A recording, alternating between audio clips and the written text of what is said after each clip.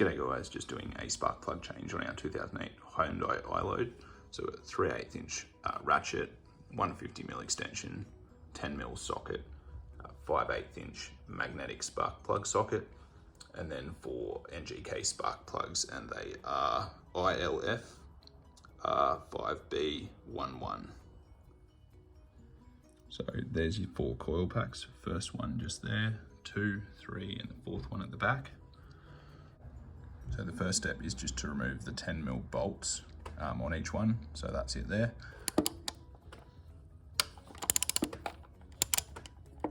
So with that loose, you can just lift the coil pack out. And there's the spark plug down there. And now I've just got the 5/8 spark plug socket. It's magnetic on the 150mm extension. And I'm just going to undo the spark plugs.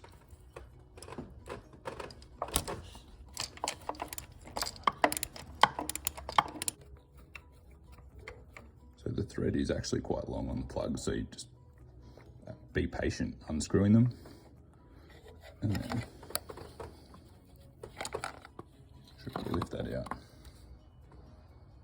There's the comparison of the old and the new. The old one's actually looking pretty good, but I'm still going to replace it.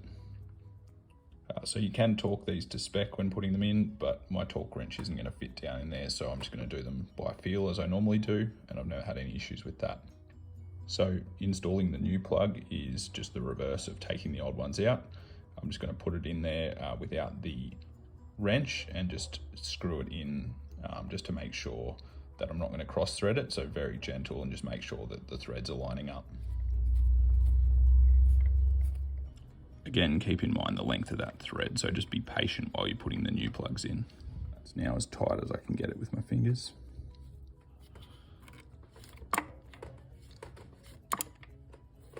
It's hard to explain, but you'll just be able to feel when it's tight. Don't keep over tightening it, but you definitely don't want it too loose. Then the next step is just to reinstall the coil pack. If there's any oil sitting on it, you can just wipe that off with a clean rag.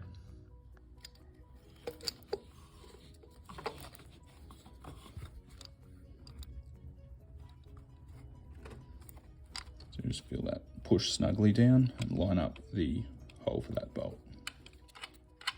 Finger tight with to start with, because it's easier to spin, and then tighten it with the wrench just until it feels tight. Alright, so that's one plug replaced.